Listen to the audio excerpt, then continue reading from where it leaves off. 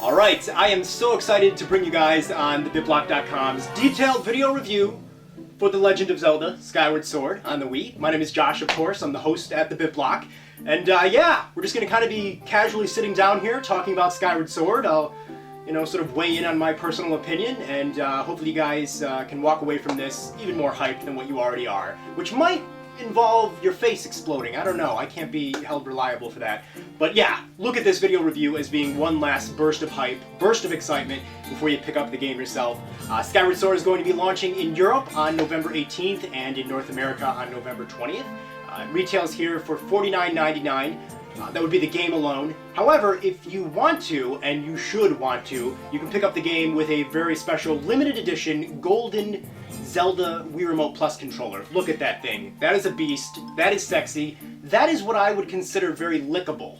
It's a very lickable controller. You just have this passion to lick it in pure joy. I don't know what I'm saying. Anyways, yeah, you can pick up the game or the game with a controller. It'll cost you a little bit more, but I think it's worth it. Obviously, Skyward Sword does require that you have Wii Motion Plus technology. You might already have a Wii Remote Plus controller, or you might already have the attachments that might have come with Wii Sports Resort or Red Steel 2 or other Motion Plus games. So if you just have the attachment, that'll work fine as well. But yeah, we got a lot to talk about here. I'm going to keep it very light on spoilers. We're not going to talk about the story, and yeah, we're going to have some fun. Let's have some fun. Let's do this. Let's jump into the BitBlock's detailed video review for The Legend of Zelda Skyward Sword on the Wii.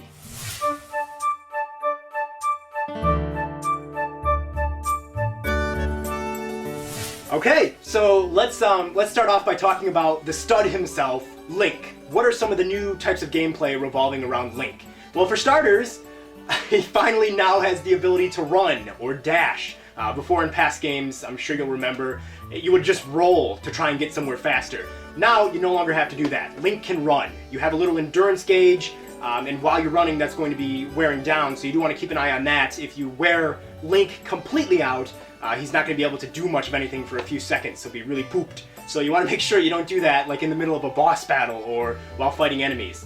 But don't worry, you can still roll in this game. You would roll by shaking the nunchuck really quick while running. So you would roll into trees to see if you can knock rupees or some stuff out of the tree. You can also roll into like the side of buildings or cliffs to see if you can knock anything down there as well. So rolling still plays a part, but now you can run, and it's so nice. It's such a little idea, but implemented into Zelda, it feels great to be able to run all over the place. Link can also use this run to like leap over ledges faster than ever before. Sometimes he doesn't even have to climb up to a ledge and pull himself up. You can just jump right over it. So, needless to say, he's way more agile. Also, on vines when you're climbing, you can shake the Wii Remote really quick, and he'll jump up, or he'll jump to the side. So climbing vines in past games used to be kind of a slow thing to do. Now, it's way faster, especially like even climbing up ladders. So Link is more agile. He's great. He can also swim, and when you're underwater, you would actually control him just by moving the Wii Remote, twisting it and pulling it up and down. And you can also shake the nunchuck while you're underwater to do a spin dash forward. You can spin out of the water like a dolphin and then land back in. It's really magnificent to see. And another thing I want to point out is that swimming in past video games in general is always very boring, and it's floaty and it's slow. But I think for the first time ever, I really enjoy swimming in Skyward Sword. I think it's really fun to control Link when you're swimming around. Now, a very important aspect of the gameplay in any Zelda title are the weapons, starting off with Link's sword and his shield. The sword is of course mapped to Wii Motion Plus technology, which means that it's pretty accurate. All of your different slices will be depicted on screen at the same angle that you're slicing in real life, which is really great. It's not just fun to look at, but of course that means you're going to have to think about how you're slicing. So different enemies need to be attacked from different angles. You have to find out where they're leaving themselves open. So if they're holding a sword like this, you want to slice downward. If they're holding it like this, you want to slice horizontally. So sword combat is better than ever, and you also have to hit switches with your sword in different angles. So it's really, I think Wii Motion Plus, as far as the sword goes, definitely proves itself to be better than just pressing a button. And then your shield is mapped to the nunchuck. So if you want to pull out your shield, you just give a quick shake to the nunchuck, Link will pull it out. You can also like shake it real quick to send a projectile back to another enemy, maybe if he's shooting something at you. So yeah, sword and shield work really well in Skyward Sword. Now, of course, that's not the only items Link gets to mess around with, and there are many here, but we're just going to focus on a few of them. So some of the returning items would be the bow. The bow controls a lot like it would in Wii Sports Resort if you played that game. You hold your Wii Remote out like this and hold the nunchuck. Think of the nunchuck as your arrow. You press and hold the C button, you pull it back, and then you take aim with the Wii Remote, and then let go of the button to send the arrow flying. It works pretty well. Not quite as accurate as it is in Wii Sports Resort though, but it's good enough and I think it feels pretty great. And then another returning item are the bombs, for example. One cool thing related to the bombs is you can actually pick up bombs in the wild. Like if you see them on the ground, you can pick them up, and as long as you have a bomb bag, you can actually collect them, so you don't really have to spend rupees on bombs all the time. You can do two different things with bombs. You can throw them by making an overhead throwing motion with your Wii Remote, and then you can also roll them if you wanted to maybe roll them into a tunnel or something like that. So it's really cool how you can make a rolling motion or you can throw it. So it's really fun to mess around with bombs. And then just a couple newer items added into Skyward Sword. One of them is the net. It's like a little bug net which we'd use to collect bugs, insects, throughout your adventure. There are many of them. You have to sneak up really close by moving the analog stick just a little bit. And it's of course mapped to Wii Motion Plus, so sometimes you have to pay attention of how you're swinging it, whether it be like this or like this. It's kind of better to scoop them up, I find. But yeah, I really like the bug net. It reminds me of Animal Crossing, and I'm a huge fan of Animal Crossing. And then another item is the beetle, which is this little gadgety style beetle that latches onto Link's arm. You send it out, and you actually get to control the beetle by tilting around the Wii Remote. And of course, you can use the beetle to grab things like bombs or rupees or just a bunch of different objects. You can use it to cut ropes. The beetle is a really cool item. I think it might be my favorite item in Skyward Sword. So, a big aspect to the gameplay in Skyward Sword is, of course, the sky, and flying around in it on your big, cute, snuggly bird. The sky acts a little bit like the ocean did in Wind Waker, but also a lot like Hyrule Field does when you're on Epona and you're running through Hyrule Field. Maybe a little bit closer to Wind Waker, though. Essentially, you get to fly around, and there are some different areas that you can land on. Like, for example, there is the Bamboo Island, there's Pumpkin Landing, there's Fun Island. All of these are kind of extra little bonus games that you can check out. And then there are some smaller islands where different activities will take place. So a little bit like exploring the ocean in Wind Waker, where there's a bunch of stuff you can see. Not quite as good, though. It doesn't have as much of an adventurous feel, I find. In Wind Waker, I felt like there was always some sort of little secret to discover, and in the sky, there's really not as many secrets, but it's still fun to twist around the controller and control your bird. There are many different ways to get from location to location, and they all involve the sky itself. So all the different worlds that are below the sky, where most of the game takes place, are all connected directly to the sky. So jumping down to a world and then getting pulled back up into the sky is so fast, and I think it really makes the game feel like it's easy to get from one place to another. So the sky, think of it as the ocean in Wind Waker, but a little bit less adventurous and a little bit less to see, but overall a great addition and a great way to get from location to location very quickly.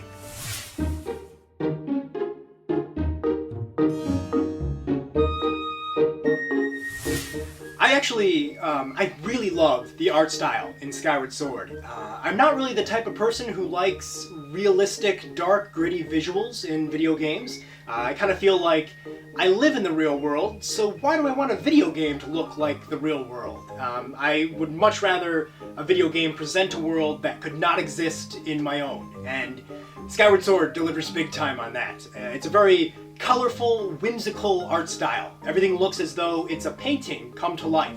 Off in the distance, things will look as though they're brush strokes. And so it's really cool. It's like something you've never seen before in a video game. And I much prefer this to the art style in Twilight Princess, or even stuff like Majora's Mask or Ocarina of Time.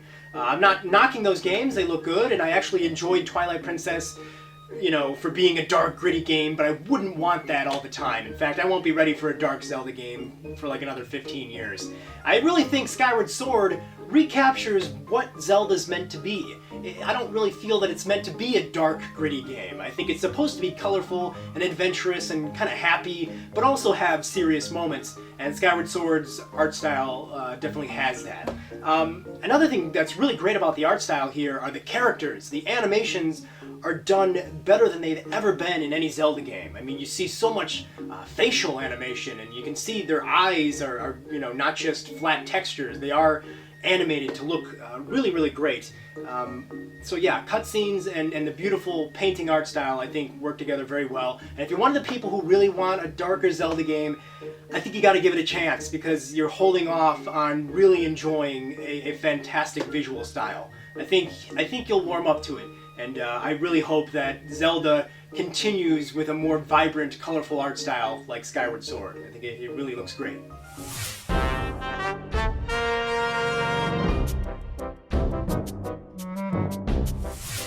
Okay, so as far as the audio here goes, Skyward Sword is loaded, packed to the brim with tons of really great music tracks. I think there's more music in this game than any other Nintendo title, and I think it's probably the best soundtrack to any Zelda game ever. It's probably one of the best soundtracks in a video game in general.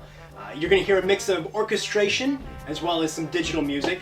The orchestration usually pops in during like epic moments, a boss battle, something like that, or maybe a cutscene, and then you got some digital stuff which will pop up when you're exploring certain areas, but it all sounds really great. Maybe a couple tracks that I thought were getting a little annoying. In the desert there's some stuff, but yeah, a couple tracks out of many. It's not really much of a flaw. Another thing I like about the music is you'll hear some variations on the same tracks. There's this character known as Groose, who's kind of the bully of Skyloft, and he, gives Link a lot of crap. There's some variations on his theme. I really love Groose's theme. There's just a lot of music in this game that I think is fantastic. But as far as the audio goes, I think we do need to really briefly talk about the lack of voice acting in Skyward Sword. A lot of people are talking about how Nintendo needs to get with the times and make these characters talk, but I think there's some things that people are overlooking. First of all, Skyward Sword's characters are more alive than ever before, and the characters in this game don't talk, yet somehow they leave more of an impression on you than characters in other video games that do talk. So I don't know, I don't really feel like the voice acting is something they should have added. I'd like to see it in maybe the next Zelda game, during cutscenes, just make sure Link doesn't talk, work it in a little bit. But yeah, I don't know, the characters already feel so alive that their little grunts and their little sound effects still work for me. And you gotta keep in mind, there's tons of text in Zelda games, so there's no way they could honestly hire voice actors to read this mountain of dialogue. I mean, really, when you're playing this game, stop and look at how often characters talk. You wouldn't want somebody to constantly be literally saying that. So yeah, lack of voice acting doesn't really hurt it. I'd like to see it in future games just a little bit, and in the soundtrack, the music here is fantastic.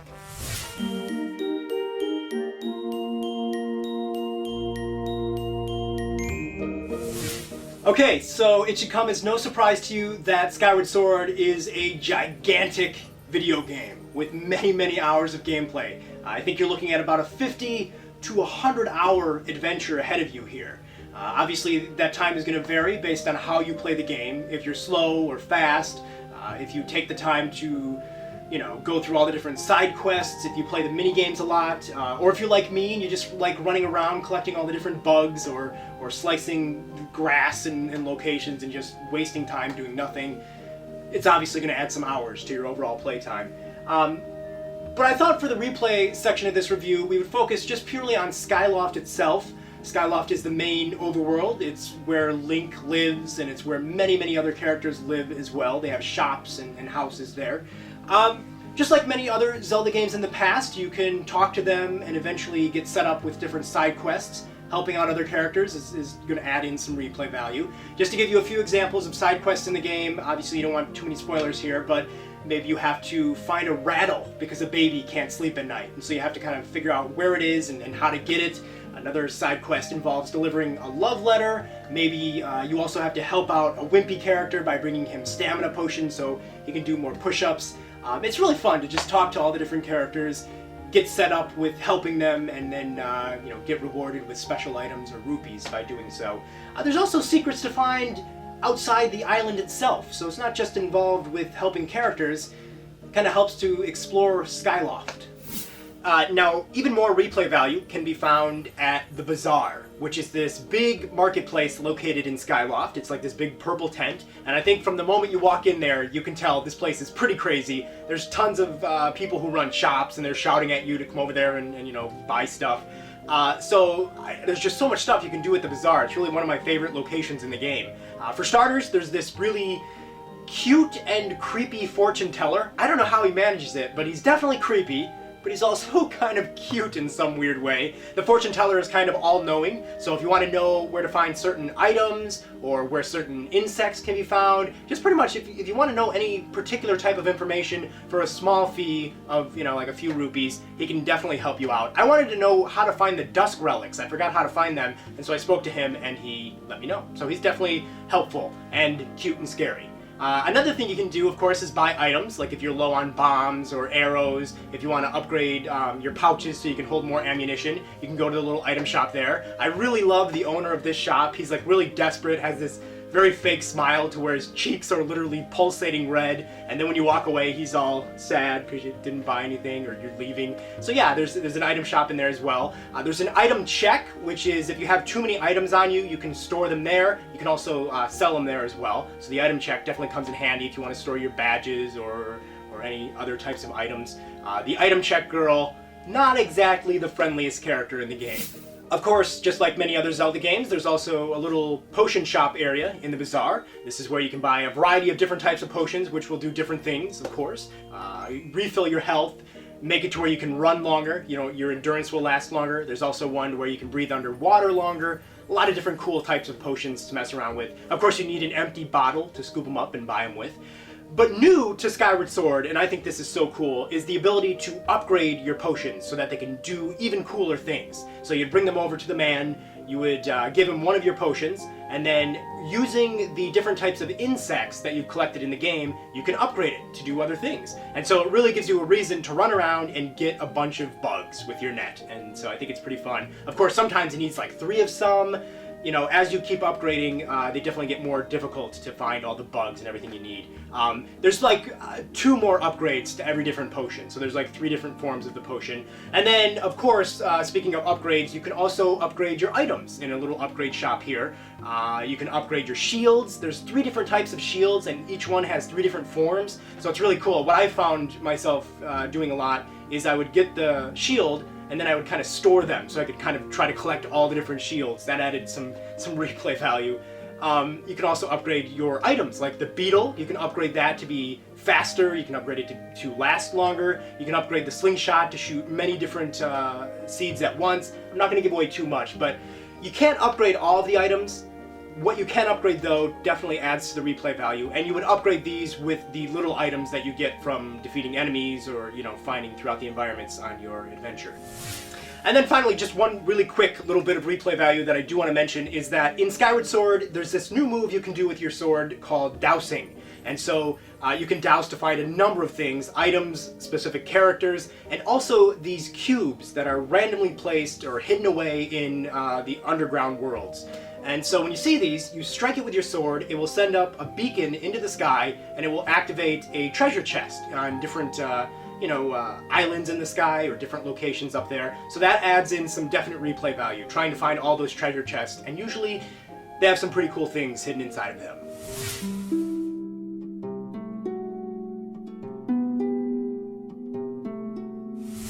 Okay, so in conclusion, shockingly enough, Skyward Sword is an amazing game. I'm just going to get right down to it. TheBitBlock is rewarding The Legend of Zelda Skyward Sword with a 10 out of 10.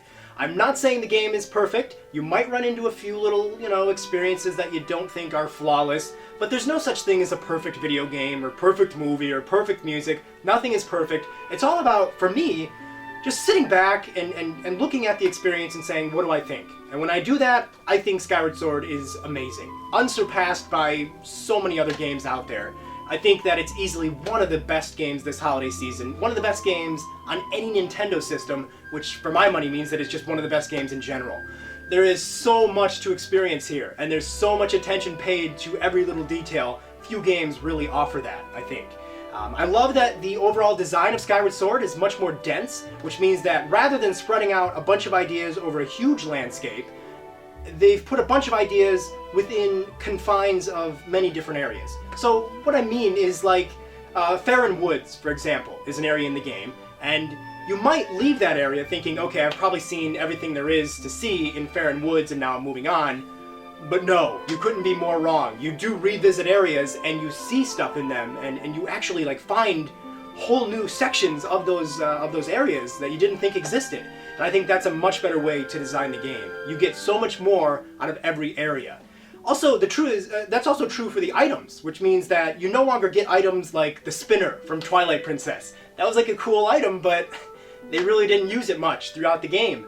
You don't see that in Skyward Sword. Every item does serve a purpose and does feel like it should be in the game. So, I guess really all I can say is there's a new Legend of Zelda game launching on a home console. We only get those like every 5 years, so sit back, play it slow, enjoy every second of it. It really is an amazing game. The only games that can live up to the amazing standards of Skyward Sword usually also have The Legend of Zelda in their title.